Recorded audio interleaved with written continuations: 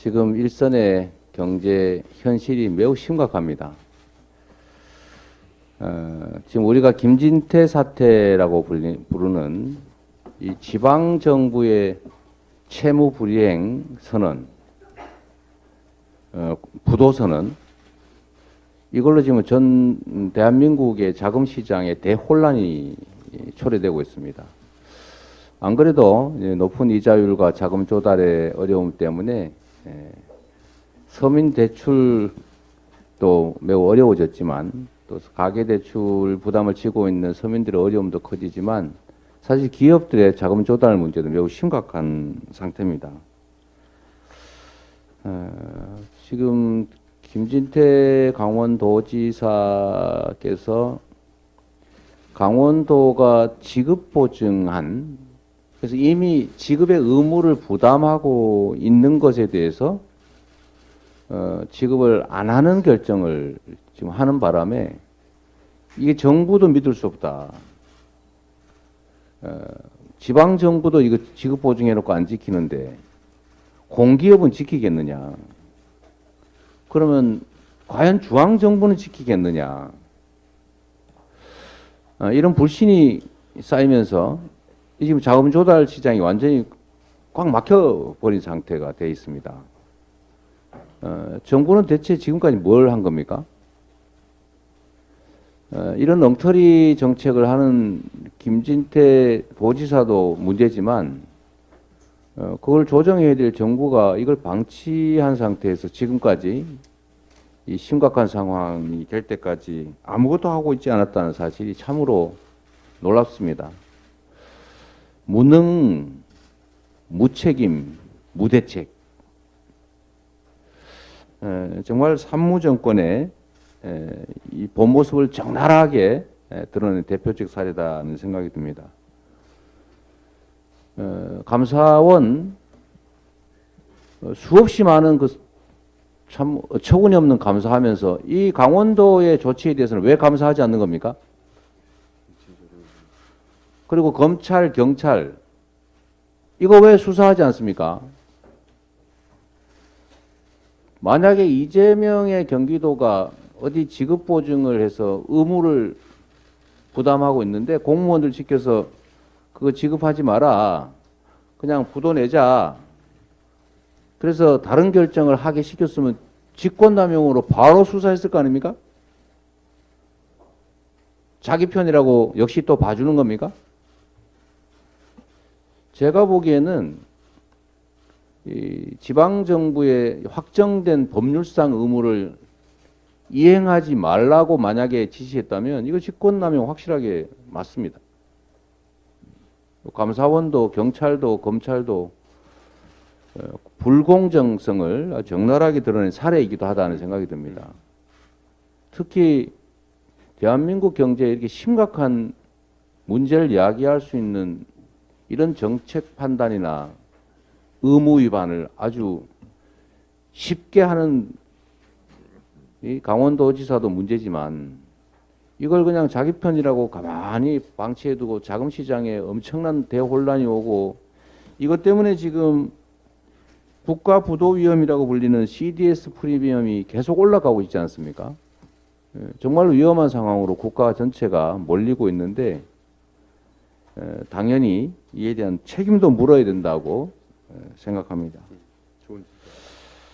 지금 정부의 모습이 지난 IMF 사태 발생 당시에 이 정부의 모습과 너무 닮아 있습니다.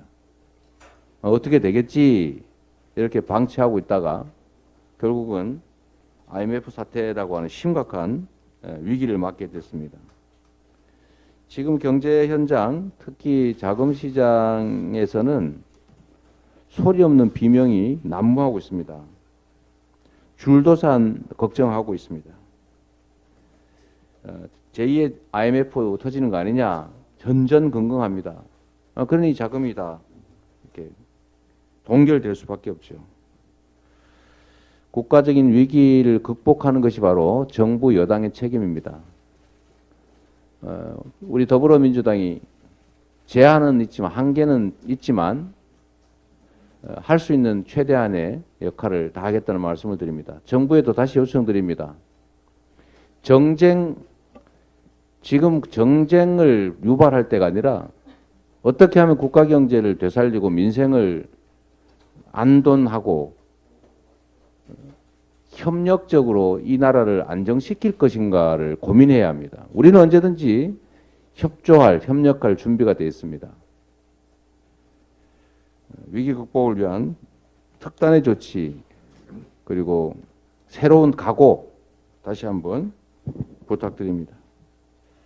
고맙습니다. 영상 먼저 보시겠습니다. 오늘 김앤장 애들 있잖아. 김앤장 애들을 모아놓고 하는 거였어. 그래서 거기 청담동 어딜 다 빌렸어. 근데 한동을 윤석열까지 다 온 거야. 진짜? 너 아이 다 막아놨어. 나가지 못해. 대통령이 왔어 어제를? 왔어. 그래서 뭐라고 하지 알아? 뭐 했어? 그때 와가지고 회식 뭐야 지금 막 술 마시고 노래 부르고 그 무슨 그 뺏기고 이런 거 있어. 무슨 대한민국 테스트 그거 다 가가지고 조금 이제 한 7월 20일 날, 그러니까 한 두 달 전쯤에 그 청담동구의 갤러리아 있는 그 인근 카페에서 그때 그 우리 저 한동훈 장관하고 그다음에 이제 그 윤석열 대통령하고 그다음에 이제 그 김앤장 변호사를 이렇게 하고 같이 모임이 좀 있었잖아요.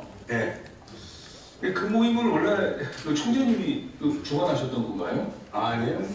그건 아닌가요? 예. 그날 모임은 이제 어떤 그 좀 취지였는지 한번 좀 얘기를 듣고 싶어서.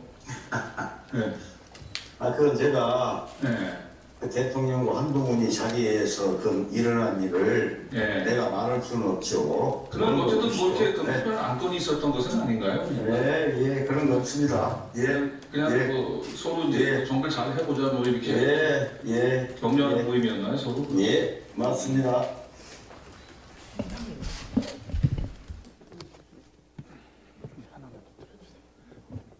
마지막에 예 맞습니다 란 말씀이 인상 깊습니다. 국정감사장을 야바이판으로 만든 한동훈 장관은 적반하장식 모렴치한 행태에 반성하고 사죄하십시오.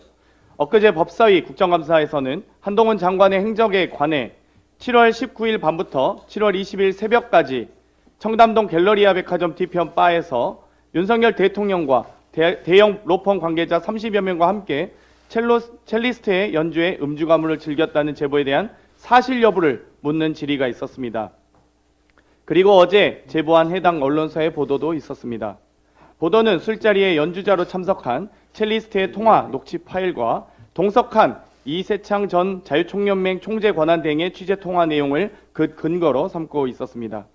녹취 내용 중에는 윤석열 대통령이 첼로 반주로 동백아가씨를 부르고 한동훈 장관이 윤도현 씨의 노래를 불렀다는 정보도 알 수 있을 정도로 자세한 내용이 담겨 있어 그 신빙성이 매우 높아 보입니다.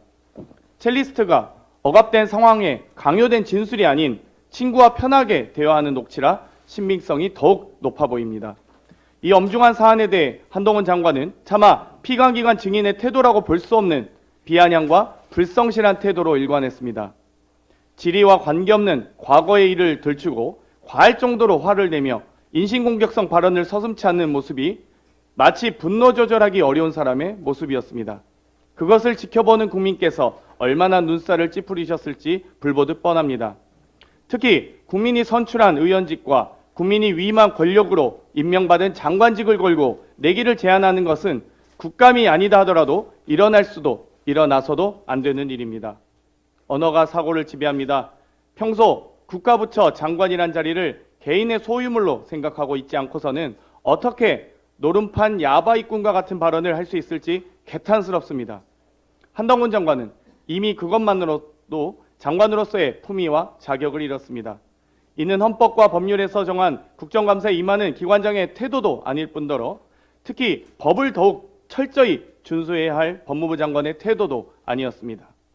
무엇보다 엄중히 국정감사를 지켜보는 국민에 대한 예의를 저버린 행위입니다. 법무부 장관은 법무에 관한 사무를 관장하는 자리로서 이해관계가 성립하는 로펌 관계자들과의 술자리가 있었다면 그 자체만으로도 문제의 소지가 큽니다. 거기에 한 나라의 대통령까지 함께했다면 이는 묵과할 수 없는 사건입니다. 만약 이로 인해 다음날 오전 여가부 업무보고까지 미뤘다면 대통령의 업무 태만으로 국정 공백이 생길 수 있는 매우 심각한 사안이기에 김은겸 의원께서 질의한 내용입니다. 그렇기에 국회에서 해당 제보가 사실인지 확인한 겁니다. 법사위 국감에서 제기된 의혹들은 모두 온 국민적 관심이 집중될 정도로 중대한 국정감사 사안일 뿐더러 당연히 국회가 행정부를 견제해야 할 사안입니다. 한동훈 장관은 장관직 내기와 야바이 국감에 대한 책임을 지고 국민께 깊은 사과를 해야 합니다. 이제 전 국민이 궁금해합니다. 국민을 대신하여 제가 다시 묻겠습니다. 한동훈 장관, 윤석열 대통령과 술자리 하셨습니까? 한동훈 장관, 대형 로펌과 술자리 하지 않으셨습니까? 이상입니다.